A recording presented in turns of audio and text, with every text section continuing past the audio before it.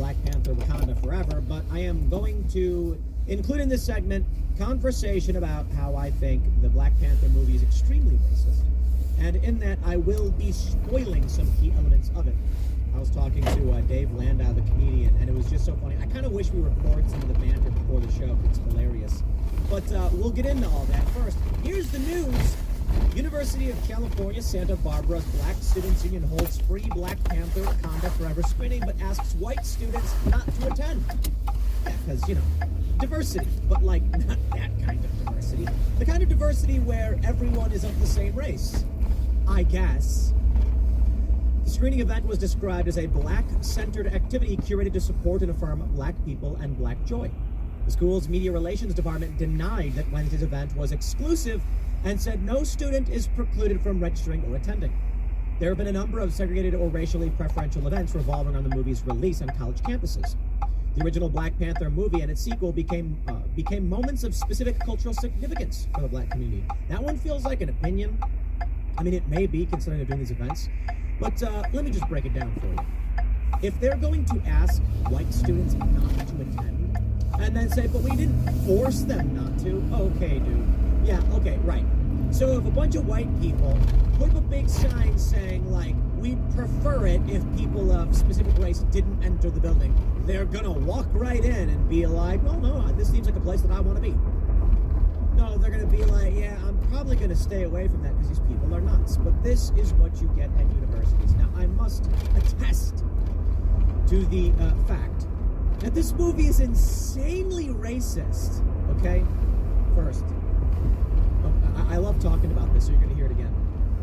But, so there's a scene, right?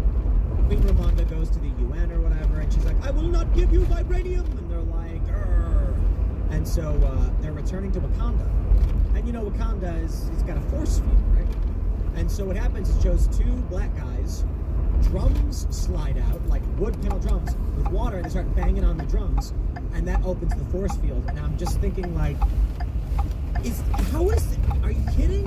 Like, yo, they know how to drive cars and use buttons, dude. Like, it's just so insanely racist.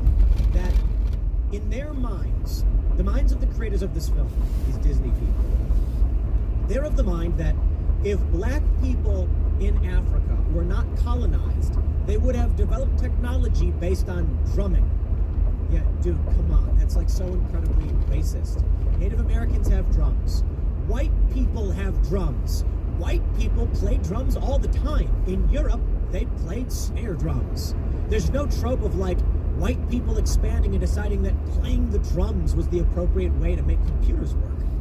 But anyway, apparently, because the movie is overwhelmingly black cast and centered around Africa, it's supposed to be good and not racist. So there's a kind of paradox in this film, in that, or in this entire cultural moment, where you have the Black Students Union cheering this stuff on when the movie, in my opinion, overtly racist. But hey, far be it from me, I'm not black. If y'all like it, I got no beef. But let me just point out, as I pointed out before, so the ship passes through this force field. The force field opens up because they're playing the drums, they're banging out with their hands, and then they come in. And they show you that scene to let you know. Good. The most powerful nation in the world, is what Queen Ramonda says, has a force field you can't get in. Except for the Central American guy. You know, Aztec, Mayan, I think he's from Honduras. So they're not really Mexican. But they're able to breach Wakanda through the river. So this is what happened. So most of you probably saw the segment I did last time on this. But, you know, so Dave Landau is hanging out. Comedian, you know, he was on the show last night. And before the show, we were talking, like, Wakanda Forever. I wonder if I got that. And Ashley St. Clair is there, and she said something about it, and then I said, have you guys seen it? And they were both like, no. And I was like, oh, dude, you guys gotta see this movie, you know? And so, here's what I said. I said, okay, so it's basically like kind of a Mexican guy, right? Central American, I know, but like we do have a problem with Hondurans and Guatemalans crossing the borders as well, right? So you have the Central American guy who breaches Wakanda, bypassing its great barriers, the most powerful nation in the world, through the river. And they're like, how did he get through the river? And I'm just like, oh no. And Dave's laughing like, no way. Like, come on,